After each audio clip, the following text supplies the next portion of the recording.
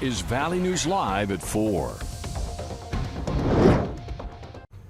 Good afternoon and happy Friday, everyone. A march is happening right now through downtown Fargo as people rally for change to save our planet. Thanks for joining us. Environmental and social justice groups are taking part in the Global Climate Strike and March that just got underway at Island Park late this afternoon, and the march will take them to Fargo City Hall. Valley News Team's Aaron Walling joins us live with the latest. Aaron, what's the feeling down there? Well, Stacy, there's about roughly over 50 people that are currently marching from Island Park all the way down to City Hall. They are asking for changes to be made by local city officials. And this is actually part of a global event. There's multiple events that are happening around the globe trying to ask for change. And they are chanting, asking for justice, for climate justice, and also asking, for example, stopping the Line 3 oil project and things like that.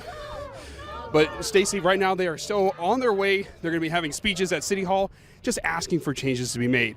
Stacy, live here in Fargo, Aaron Walling, Valley News Live. Looks like a big crowd this afternoon. Thanks so much, Aaron. An urgent plea from local leaders today for people to get vaccinated. Historic hospital staffing shortages, critical capacities, and rationing of a COVID-19 treatment were hot topics in a public briefing with representatives from Sanford, Essentia, and Fargo Cass Public Health today. Sanford's VP of Operations says it's time for the community to step up and take action. They are tired, they're frustrated, they are overworked, they miss their families, and they miss time away from work. Much more happening on the national COVID front today. More on that in just 5 minutes right here on Valley News Live at 4. A suspicious activity alert now from the Bemidji Police Department. They say in the last 2 weeks they've taken complaints from people in the Vista North and Birchmont Drive areas about a man walking up to their door, checking the handle to see if the door is locked or will open. Reports have come in during the daytime hours and in the early morning hours.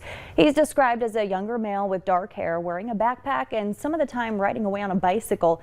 Police are reminding you, lock your doors, close and lock your garages, and keep items of value out of sight.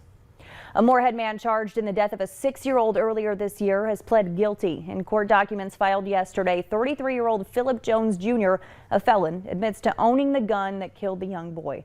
Moorhead police say several children were left home alone at Jones's apartment back in March. A 6-year-old boy was found dead from a gunshot wound, and police later learned he was shot accidentally by one of the other children.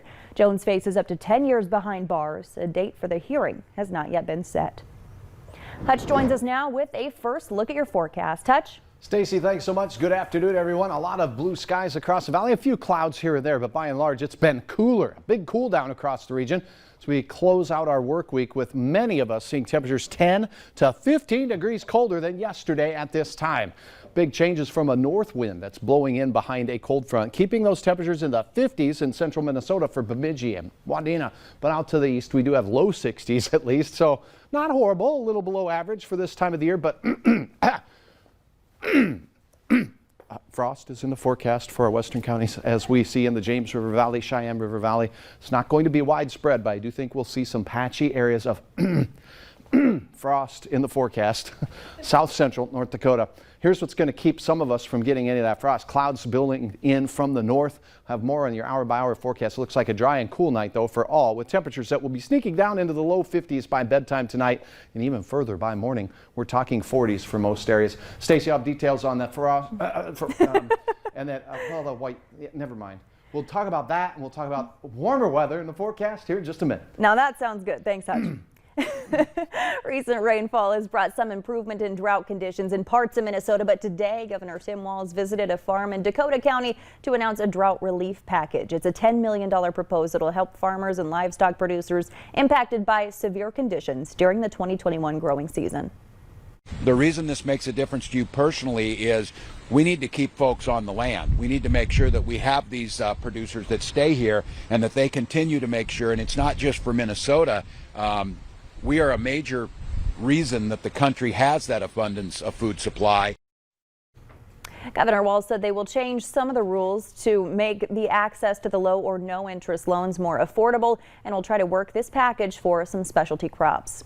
President Biden is urging the millions of Americans who are now eligible for a booster shot to go get the added protection against COVID-19. As Natalie Brand reports, the president made the remarks following the CDC's updated recommendations for some people who received their second Pfizer dose at least 6 months ago.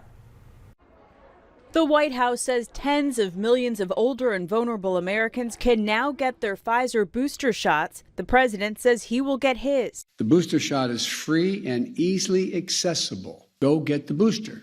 President Biden's comments come after CDC Director Dr. Rochelle Walensky overnight signed off on a series of recommendations made by an advisory committee, agreeing boosters should be offered to people 65 and up. It will also be available to people 18 and older with underlying health conditions. But in an unusual move, she put back in the recommendation for a third dose to individuals whose jobs might put them at risk, such as healthcare workers. As CDC director, it's my job to recognize where our actions can have the greatest impact. Moderna is in the process of seeking FDA authorization for a booster, and Johnson & Johnson is expected to follow suit. The administration's health officials hope to make additional recommendations in coming weeks. The FDA is working closely with Moderna and J&J to get and process their data as quickly as possible. This is a high priority. But the top priority remains getting shots in the arms of unvaccinated Americans. Listen to the voices of the unvaccinated Americans who are lying in hospital beds, taking their final breath, saying, and literally we've seen this on television, if only I'd gotten vaccinated. If only. Anna and we're going to bring you back later. Have to leave. Yeah. Yes. COVID also caused a scramble on The View. Two co-hosts had to leave during the show after testing positive ahead of an interview with Vice President Kamala Harris. She did the segment from backstage instead. Natalie Brandt, CBS News, the White House. The White House says the vice president did not have contact with the hosts before the show. Today, Fargo Cass Public Health announced plans to administer COVID-19 booster shots starting Saturday, October 2nd. They'll be holding Booster Blitz vaccine clinics at the Public Health Building along 13th Avenue and 25th Street South. They're available from 8 a.m. to 3 p.m. each Saturday in October.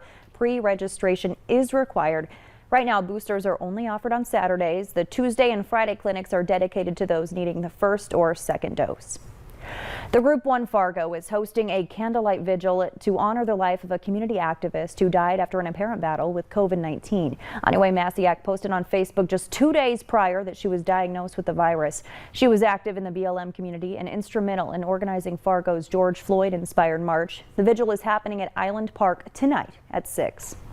A Fargo man is behind bars after driving over the Red River Dike through people's lawns and leading police on a chase in a stolen car. Officers tried to pull over Bradley Monterow in a neighborhood near the Edgewood Golf Course, but he took off. They spotted the car heading toward a bridge over the river where Clay County deputies set up stop sticks and were waiting on the other side. Monterow was arrested for fleeing police and possession of a stolen vehicle. Police have identified the gunman who opened fire in a Tennessee supermarket yesterday. They say the 29-year-old shot 15 people, killing one shopper before taking his own life. Police raced into the grocery just 4 minutes after the gunman opened fire. Police say he worked at Kroger on a daily basis as a third-party vendor, and he seemed to be shooting randomly. Authorities seized electronics and other evidence from his apartment, but wouldn't talk about a motive. Police say recent active shooter training enabled them to respond quickly and save more lives.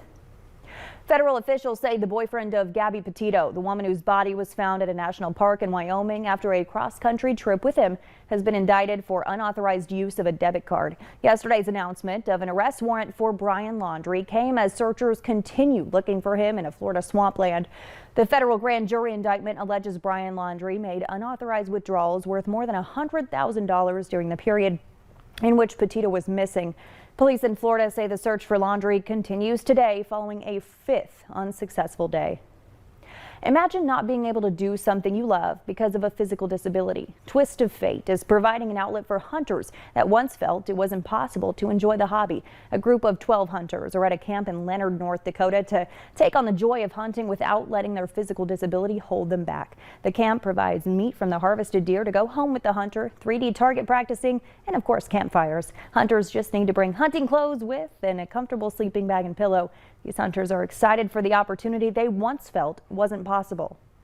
I've never got anything with my bow except for one deer, and that was years and years ago.